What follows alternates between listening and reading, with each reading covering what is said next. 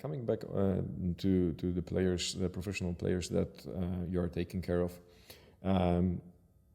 you also touched the very important problem or let's say topic, that being really conscious about your job, your work, your training, your recovery systems, your diet has huge impact also on how you feel and on your injuries and on your body.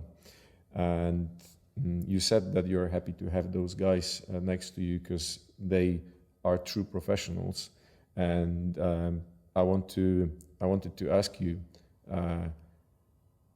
how do you differentiate those guys who are like willing to learn, willing to fight?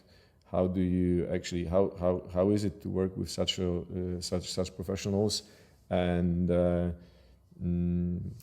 your experience on that kind of work that you do with those people who truly want to learn and want to be better and better?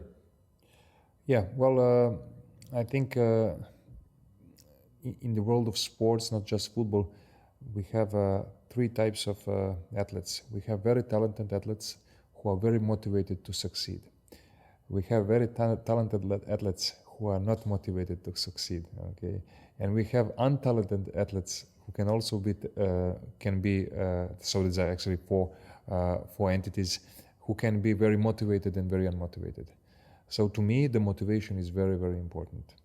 The talent, of course, it's always easier to produce the results if you have motivation and talent.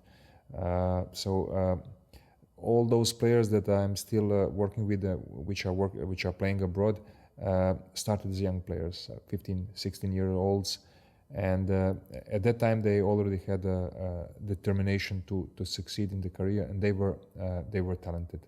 So what we backed up this motivation and talent with additional work, and that work was a long-term planning. It was not a short-term, because sometimes you have a player who wants to prepare for the winter. So this is not a job for me. I'm not very much motivated to prepare somebody for 2 months. Yeah. It's not that it's not an important job, but to me it's not a challenge. So I always, in such cases, I take a player for a month or two as a probation. Let's see how it goes. Mm-hmm. And if he's happy and I see the motivation in his eyes and in his attitude, then we say, okay, let's go a little bit further and further. And in some cases, it ends up as a long-term commitment and relationship, and we are happy. Sometimes it doesn't. Yeah. But if I see that this enthusiasm is lost, then I know that I cannot succeed. I cannot train for them. I cannot think about them if they don't want to think about them. So, and then I'm honest. I said, I think we come to the end. You have to change the person who you're working with. Yeah, the stimulus actually. Yeah. You have to change something. Yeah.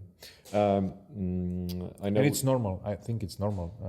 Sometimes people work with somebody for 10 years and then they change you. It's okay, as long as there is a improvement and progress. True that.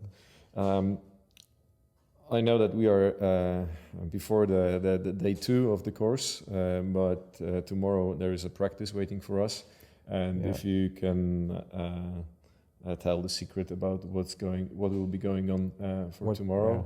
What's the plan for tomorrow? I promise I won't tell the participants during today's afternoon beer. So if you can share that, what will be going on the day 2 of the course, and also I admire your attitude of combining the knowledge that you have from the from osteopathy and from physiotherapy, and the third thing that's truly often omitted, which is training.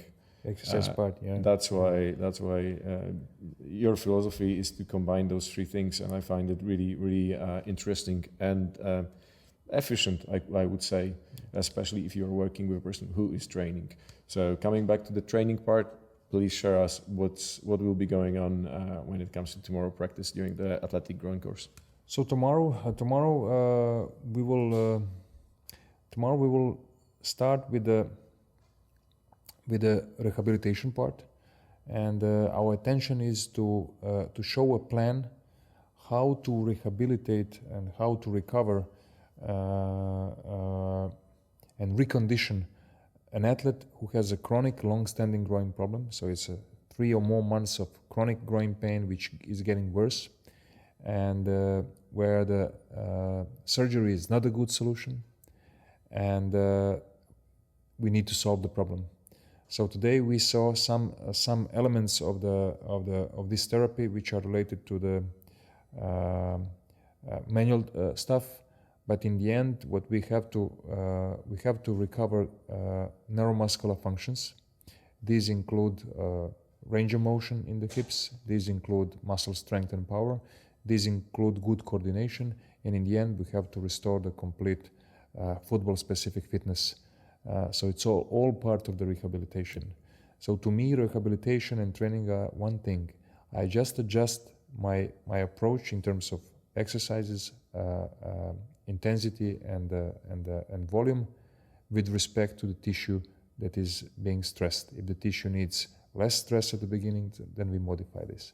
So we will focus on the range of motion exercise tomorrow. We will focus on the isolated strength exercise.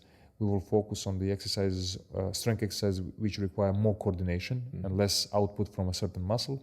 And finally, we will focus on good coordination between the hip, between the pelvis and the trunk in specific exercises which are mechanisms of injury.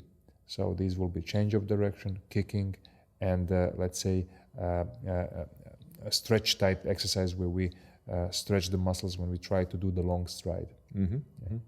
Second part is the prevention. Again, the same approach, but we will probably change a little bit the order of exercise, and the exercise will be more intense and more demanding because they are healthy and they can sustain this. Yeah.